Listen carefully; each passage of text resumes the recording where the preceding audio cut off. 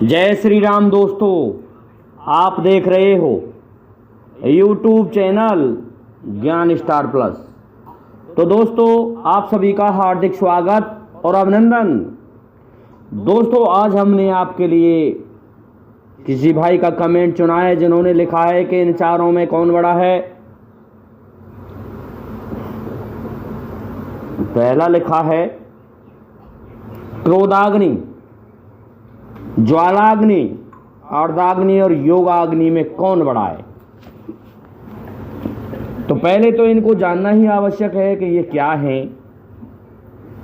दोस्तों, इनको जानने से पहले जो भाई हमारे चैनल पर नए हैं उन भाइयों से मेरा निवेदन है कि वे भाई हमारे चैनल को सब्सक्राइब जरूर कर दें, साथ ही बेल आइकन को भी प्रेस कर दें, जिससे कि आने वाले वीडियो का नोटिफिकेशन आपको मिलता रहे।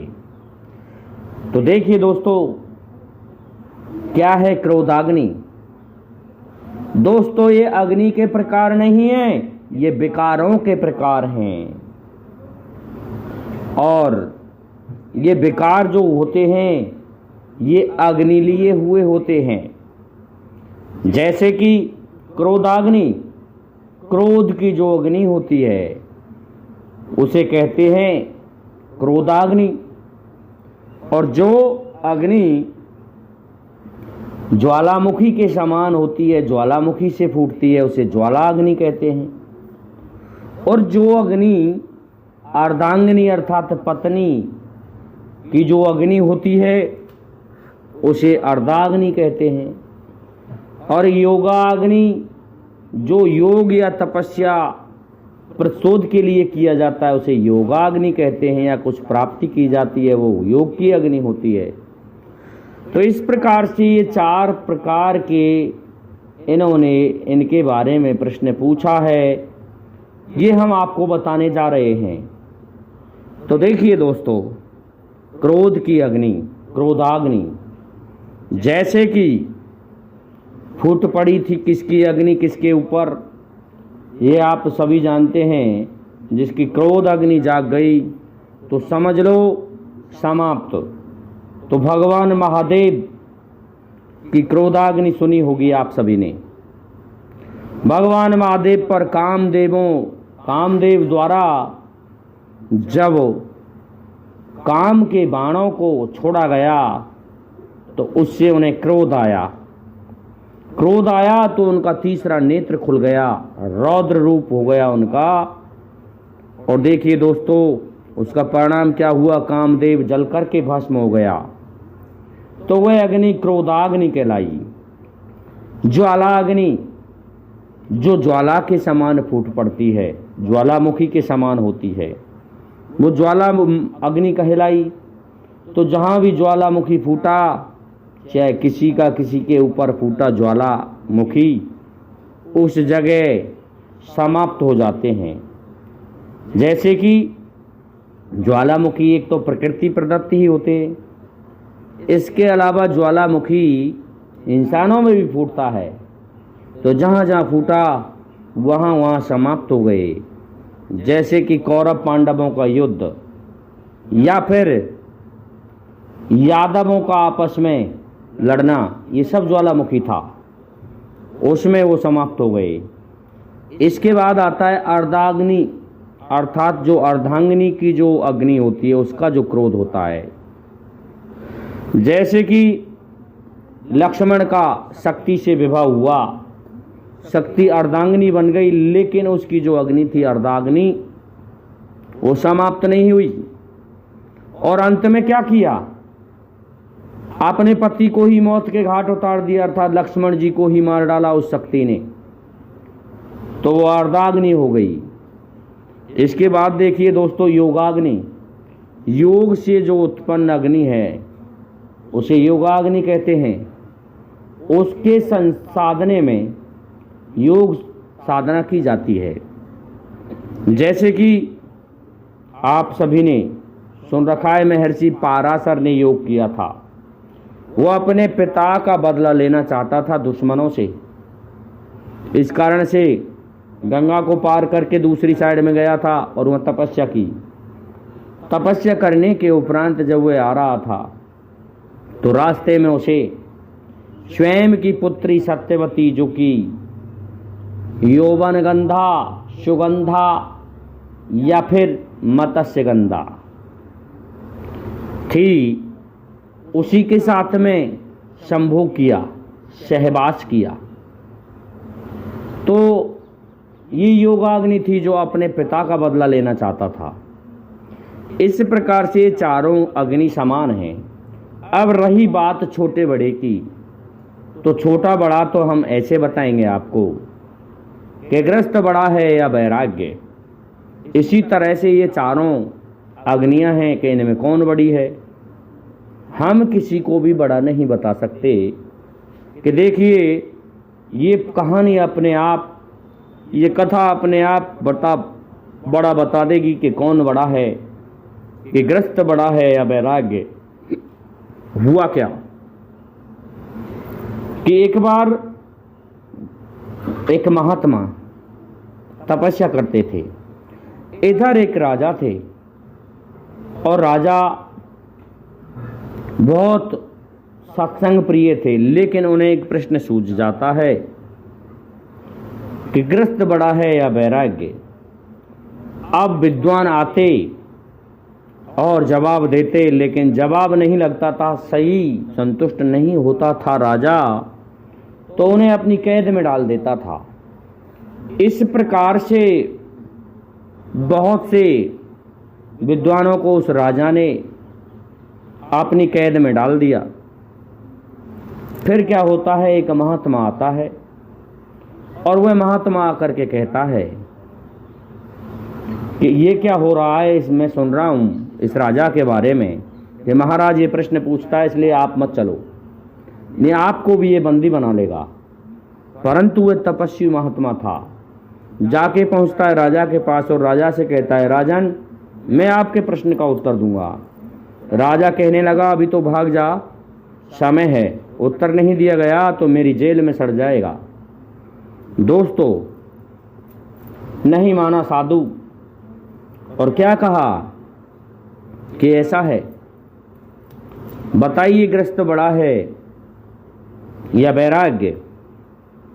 इस प्रश्न को सुन के कहने लगा साधु कि तुम ऐसा करो, मेरे साथ चलो और पहले हम आराम से इस प्रश्न का उत्तर देंगे, उत्तर जरूर देंगे आपके लिए, लेकिन इससे पहले इस प्रश्न की खोज के उत्तर के खोज में आपको हमारे साथ चलना पड़ेगा। राजा कहने लगा चलो, तो राजा साथ में चल देता है और बियाबान जंगल में ले जाता है। साधु उस राजा को घोड़े पर सवार था। क्या होता है, वहां पहुंच गए, सर्दियों का समय था। जाकर के राजा से कहने लगा साधु कि तुम मेरे लिए धूना लगा दो। इस वृक्ष के नीचे एक बहुत बड़ा वृक्ष था, वड़ का, उस पर चकवा पक्षी रहता था। चकवा पक्षी के 4 बच्चे थे। उसी समय वो महात्मा अग्नि जला करके जलाने को था, बैठा था और अग्नि नहीं थी उस जंगल में। उसकी बगल में वह राजा भी था और ठिठुरन बहुत जोर की थी क्योंकि सर्दी कड़ाके की थी।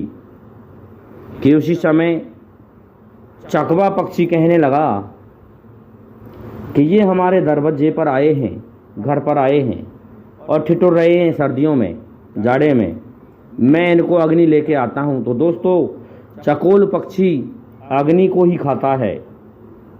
क्या करता है, कहीं जाता है और कहीं से बढ़िया आंच लेकर के आ जाता है और उसे वृक्ष से डाल देता है उन लकड़ियों में, जिससे अग्नि जलने लगती है। और राजा और साधु आराम से, साधु भजन करने लगता है, राजा अपने शरीर को तपाने लगता है।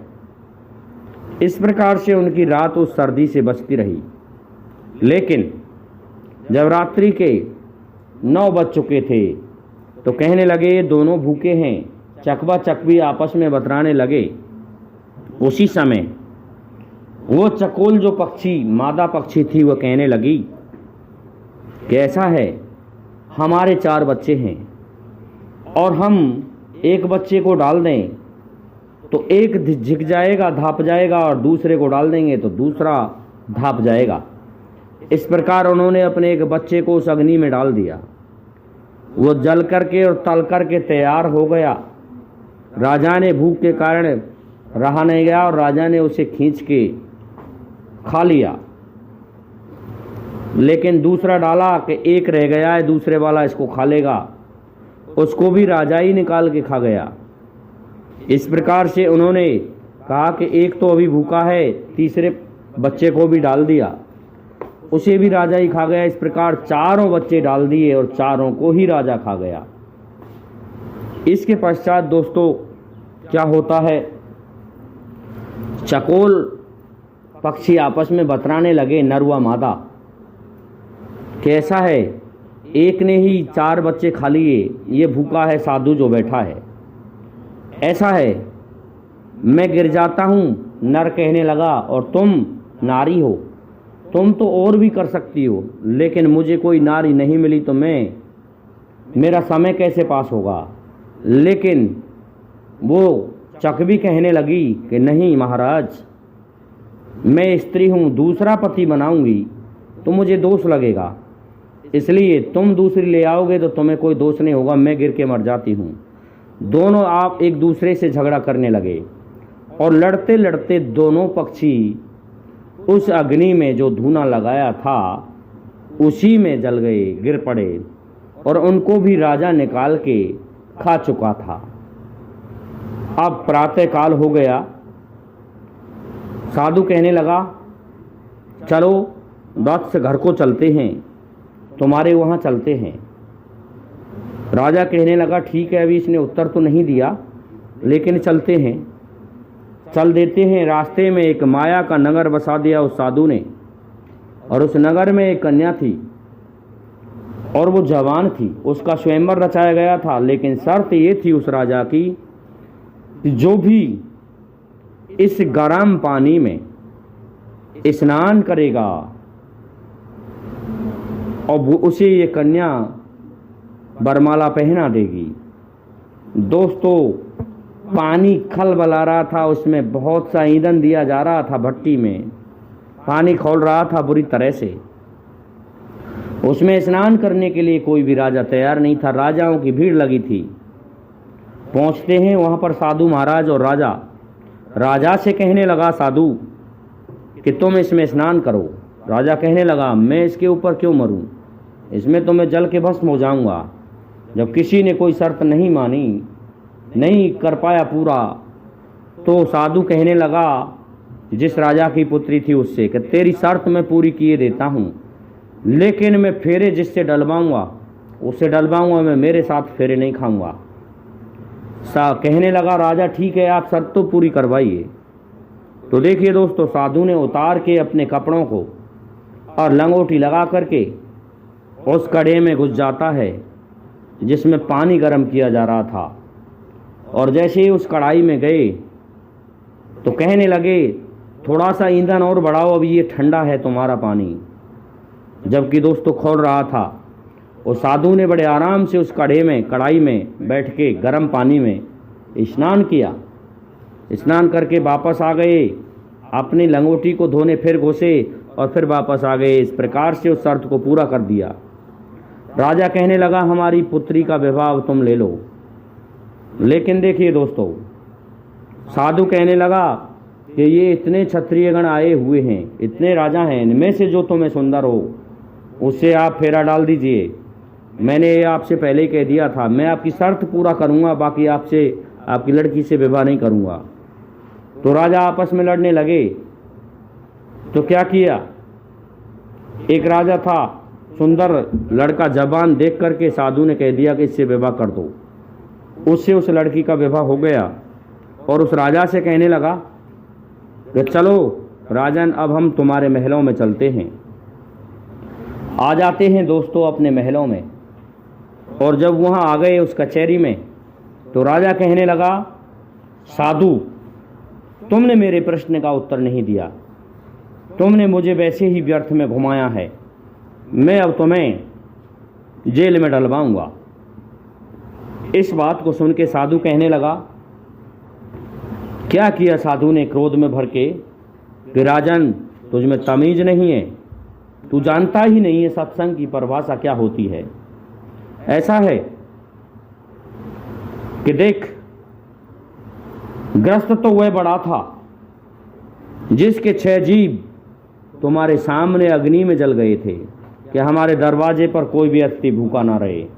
वह ग्रस्त बड़ा था और उन 6 जीवों को तुम खा गए। इसलिए तुम्हारा ये प्रश्न यहां समाप्त होता है। दूसरा प्रश्न ये है कि वानप्रस्थ हुए बड़ा था जो कि तपस्या करने ही लगा रहा, खड़ा नहीं हुआ। सन्यास हुए बड़ा था, खड़ा नहीं हुआ, और तुम उन 6 जीवों को खा गए। उसके बाद में देखिए, और भी बताता हूं तुम्हें वैराग्य कहां बड़ा था। कि उस जगह वैराग्य बड़ा था जहां पर तुम इतने क्षत्रिय लोग खड़े थे। तुम डर के कारण कहने लगे कि मैं क्यों मरूं इस कन्या के लिए। तो देखिए, उस साधु ने स्नान किया, जबकि साधु वह स्वयं ही था, और वो शर्त पूरी की थी।